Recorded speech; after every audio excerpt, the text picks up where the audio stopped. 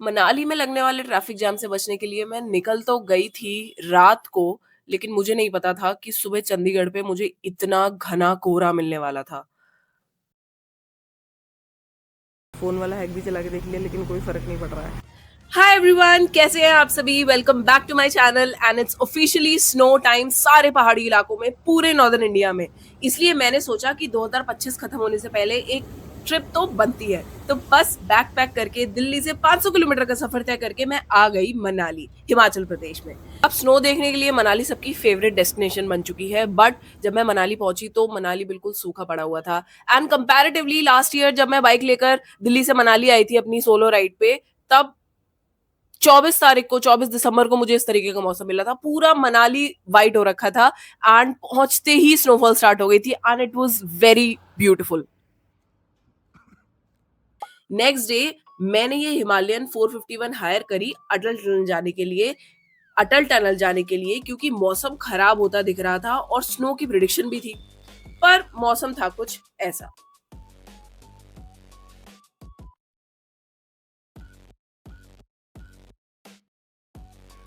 और सच बताऊं तो जो लोग प्लेन से पहाड़ों पे आते हैं बर्फ देखने के लिए, ठंड का मजा लेने के लिए, स्पेशली विंटर टाइम में जब पीक टाइम होता है स्नोफॉल का, और यहाँ पे आके जब आपको धूप निकलती हुई नजर आए ना, तो आई कैन अंडरस्टैंड कि कितना दुख होता है। I can completely relate with all the tourist. Although ठंड यहाँ पे काफी ज्यादा थी, पर जिसे स्नो देखनी ही देखनी थी वो अटल टनल से लेफ्ट लेके सिस्सू भी पहुंच रहा था, क्योंकि वहां पे पड़ी हुई स्नो थी। एंड अटल टनल से राइट लेके ग्रम्फू भी जा रहे थे काफी टूरिस्ट, क्योंकि वहां पे कह रहे थे कि पड़ी हुई स्नो भी काफी है, अटल टनल से एटलीस्ट काफी ज्यादा है।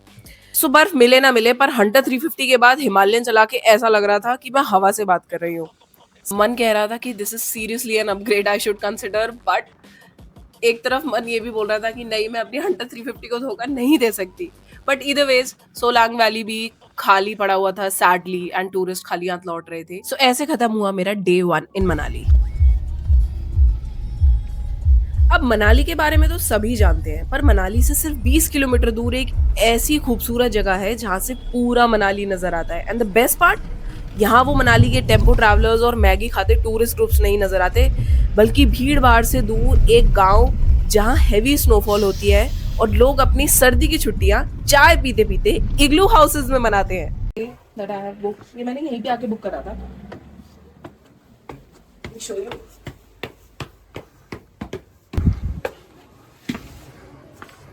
स्काई लाइन दिख रही है पूरी, बड़ा कोजी सा रूम है।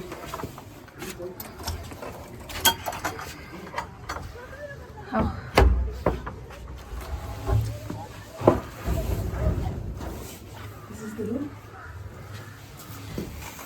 यहाँ से पूरा व्यू दिखता है।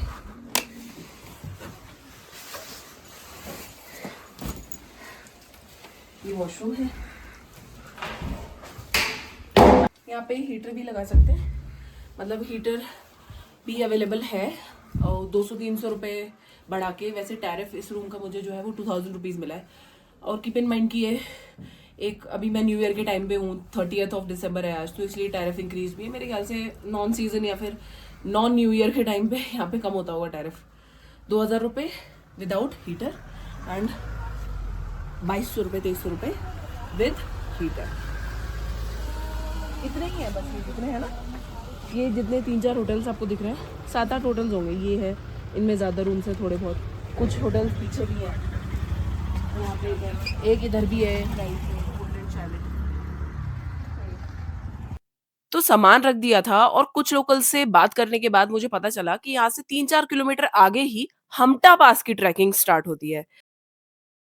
से आगे से 2-3 किलोमीटर बाद आगे गाड़ी का सारा रास्ता खत्म हो जाएगा, एंड फिर उसके बाद सिर्फ ट्रैकिंग का रास्ता रहता है, और वहीं से हमटा पास की ट्रैकिंग स्टार्ट होती है। उसके अलावा यहाँ पे एक रानी नाला है। अब माइंड यू, नाला वो वाला नहीं जैसा दिल्ली, मुंबई और प्लेन्स में होता है, बड़े शहरों में होता है। यहाँ पे छोटे-छोटे जो वाटर स्ट्रीम्स होते हैं, जो ऊपर से बहकर आ रही होती हैं, उनको नाला बोलते हैं लोकल लैंग्वेज में। रोड तो काफ़ी ज़्यादा खराब है यहाँ पे, बट यार मुझे तो सही लग रहा है, पता है, एकदम जंगल जंगल के बीच। मेरे को मन कर गया यार ट्रैकिंग करने का। अब मैं बहुत जल्दी करूँगी कोई ट्रैक, हमटा पास नहीं तो रूपकुंड लेक, नहीं तो भृगु लेक, बहुत सारे ट्रैक्स हैं यार। मैं तो सोचती थी कि क्या मजा आता है लोगों को ट्रैक में। देखो पूरा पानी जमा हुआ है, रात में जम जाता होगा ना। तो हमटा पास का ट्रैक लगभग यहीं से शुरू होता है। अभी मैं वॉकिंग डिस्टेंस पे आई हूँ, यहाँ पे गाड़ी आना अलाउड नहीं है, तो पर आप पैदल, क्योंकि ट्रैक यहाँ से स्टार्ट होता है तो आप पैदल भी आ सकते हैं। एंड यहाँ पे कितने स्ट्रीम्स है छोटी छोटी, कितनी सुंदर सी। बट अभी फिलहाल स्नो नहीं है। आई एम ओनली इमेजिनिंग कि जब यहाँ पे स्नो पड़ती होगी तो पूरा वाइट हो जाता होगा, कितना सुंदर लगता होगा।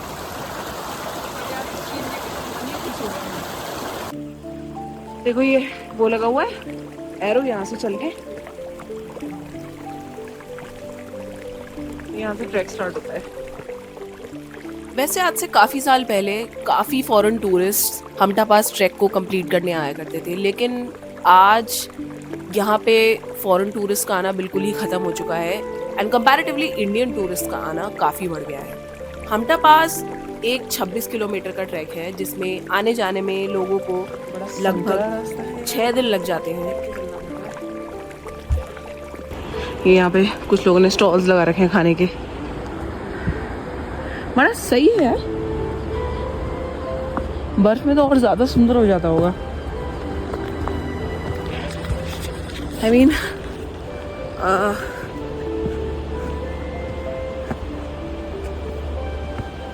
मुझे तो लग रहा है ये जोगिनी वाटरफॉल्स ही है, पता चले।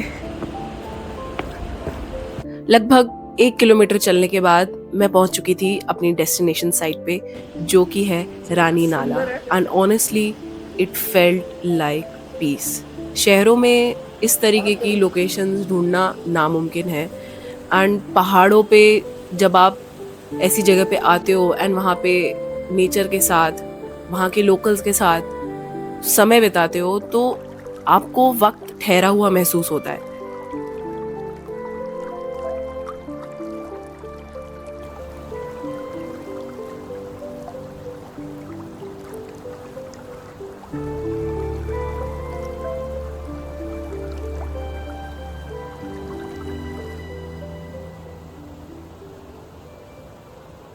पानी की वजह से और जितने सेडिमेंट्स आते हैं ना पानी के साथ बह के, मिनरल्स और सेडिमेंट्स, उसकी वजह से ये फॉर्मेशन होती है पूरी पहाड़ों पत्थरों के ऊपर। वहां पे सारे देखो, सारे पत्थरों पे जिसपे पानी पास होता है सब पे ये डिजाइन बना हुआ है।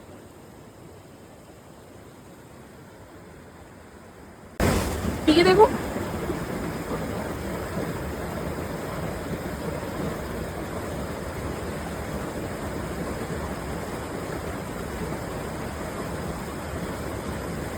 Fresh fresh water. देखो ये जो है ना, ये लाइकन ग्रास होती है सारी। भाई साहब कॉफी तो पियो। ये इस चीज का प्रूफ है कि यहाँ पे एयर जो है वो एयर क्वालिटी बहुत ही साफ है। ये वहीं पे लाइकन ग्रास जो होती है उसी जगह उगती है। क्या नाम, बाद में फूल लगा रहे थे पुलिस वाले को।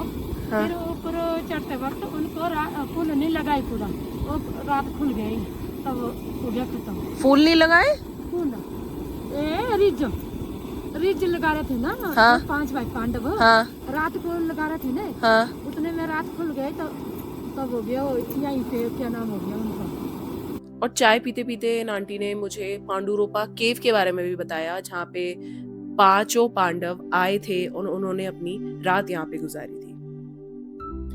ऑनेस्टली नेचर के पास रहना एंड नेचर के साथ इंटरैक्ट करना मेरा सबसे बड़ा गोल रहा है while traveling, and Saturn seemed to be the perfect place to connect with nature. The sunsets in Saturn are to die for, and trust me, this is the best place you can find if you want to work from mountains. ये एक ऐसा छोटा सा गांव है जो कि आपको आपकी नेचुरल रिदम के साथ जुड़ने पे मजबूर कर देगा, क्योंकि जहाँ पे एंटरटेनमेंट के नाम पे सिर्फ एक छोटा सा कैफे है, अनगिनत पेड़, ऊंचे ऊंचे पहाड़, नदियां और नाले, भेड़ बकरियां और कुछ बहुत ही काइंड लोकल्स। यहाँ पे आके आई एम श्योर कि आपको उन सब सवालों का जवाब मिल जाएगा जो कि आप अपनी रोजमर्रा की जिंदगी में ढूंढते हैं।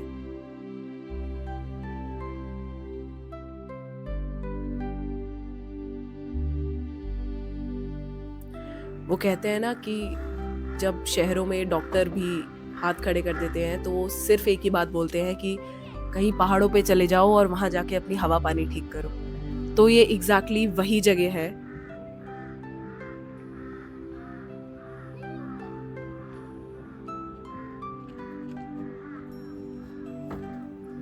अगर आप सेठन गए हैं और आप भी ये वीडियो देख रहे हैं तो प्लीज़ मुझे अपना एक्सपीरियंस ज़रूर शेयर करिएगा। इन द मीन टाइम सेठन से वापस जाने का टाइम आ चुका था और सेठन आने वाले लोगों के लिए एक बहुत ही इम्पोर्टेंट इन्फॉर्मेशन, यहाँ की जो रोड है वो बहुत ही ज़्यादा ख़राब है। लगभग टोटल हमटा पास ट्रैक स्टार्ट होने तक आपको 40 बहुत ही स्टीप बेंड्स मिलेंगे एंड प्रॉपर ऑफ रोडिंग है। अगर बर्फ़ पड़ जाती है बाई चांस, जो कि पड़ती ही पड़ती है जनवरी फेब के मौसम में, तो आपकी गाड़ी अगर 4x4 नहीं है तो आपको ऊपर चढ़ाने में एंड नीचे उतारने में काफ़ी दिक्कत आ सकती है। ऑल्सो मनाली से जो रास्ता कटता है सेठन के लिए अलेओ के बाद, वहाँ से यहाँ पे जाने के लिए आपको एक फॉर्म साइन करना होता है, एक परमिट बनवाना पड़ता है जिसकी कॉस्ट होती है 200 रुपीज़।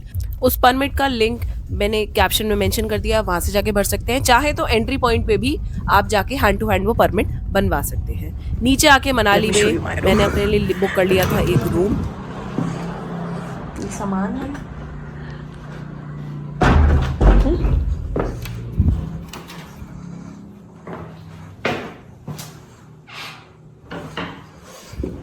अभी तो इस चीज की मेन यूएसपी बाकी है। ये हीटर दिया हुआ है, मैंने पानी गर्म उन्होंने वो दिया था। वेट अ मिनट, इमेजिन जब यहाँ पे वहां पे देखो स्नो हो रही है, ये बेड से सामने लेटे लेटे, and not just this is the अलमीरा। 270 डिग्री व्यूज है यार। वो देखो सामने, यहाँ से पता नहीं मुझे दिख रहा होगा नहीं दिख रहा होगा तुम लोगों को, वो है जोगनी वाटरफॉल्स। ये देखो, हाँ पूरा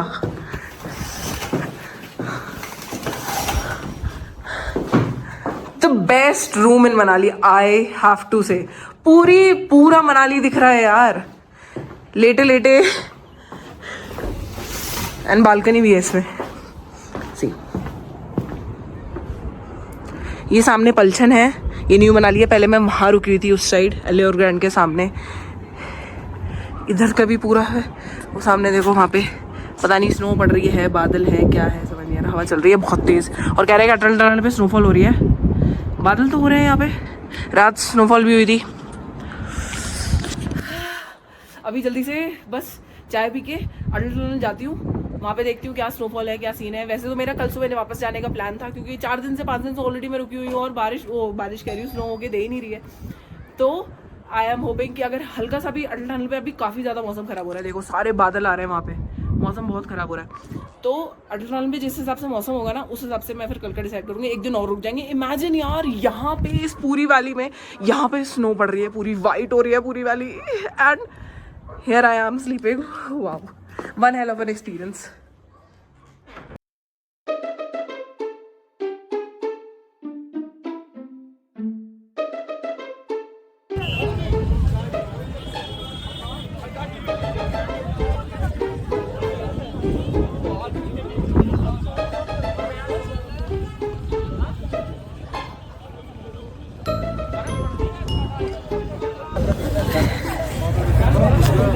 मौसम एकदम से ख़राब हो गया, वहाँ सामने से बहुत तेज़ बर्फ़ आने लगी हवा के साथ साथ धीरे धीरे। अब तो थोड़ी रुक गई है, पर इतनी तेज़ पीछे के सारे पहाड़, आई एम 100% श्योर कि रोहतांग पास, ग्रम्फू, जितने भी कोकसर, सिस्सू, इस साइड जो सिस्सू है यहाँ पे सब जगह स्नोफॉल हो रही है। यहाँ पे हल्की हल्की बजरी आ रही है। अभी अटल टनल पे मैं हूँ, आई डोंट नो आवाज़ आ रही है नहीं आ रही है, बट मनाली में भी उम्मीद है कि आज रात को हो जाए।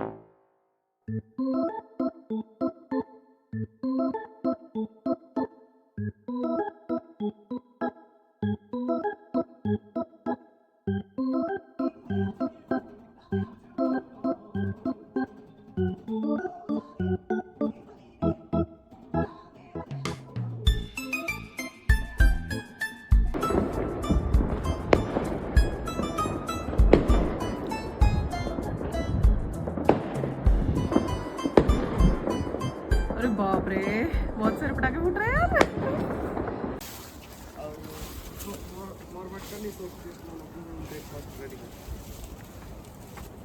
ठीक।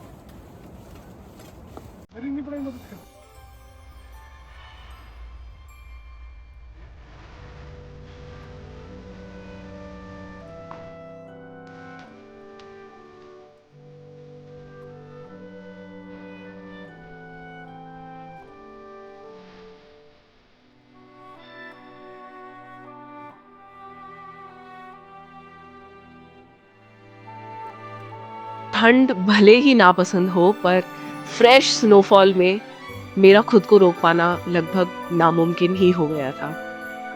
गाड़ियों से उतर उतर कर लोग फ्रेश स्नोफॉल का मज़ा ले रहे थे, क्योंकि इतने दिन के इंतज़ार के बाद फाइनली साल के पहले दिन अटल टनल पे भारी बर्फबारी ने दस्तक दी थी। और अटल टनल के उस तरफ मानो बर्फ का तूफान ही आ रहा था। आधे घंटे की बर्फबारी में ही सारा नज़ारा एकदम सफ़ेद हो चुका था।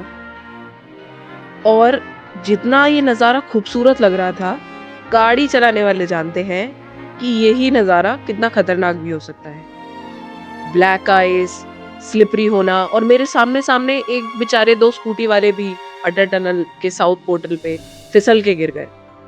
And not to mention the never ending traffic jam in Manali.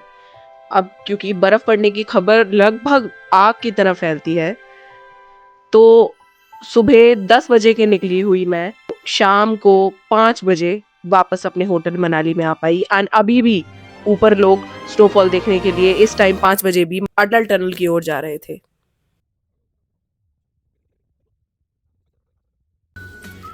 तो साल 2026 की एक बहुत ही बेहतरीन शुरुआत लेकर मैं निकल पड़ी हूँ वापस दिल्ली के लिए। एंड यही था मेरी न्यू ईयर प्लस सेथन की ट्रिप का दी एंड।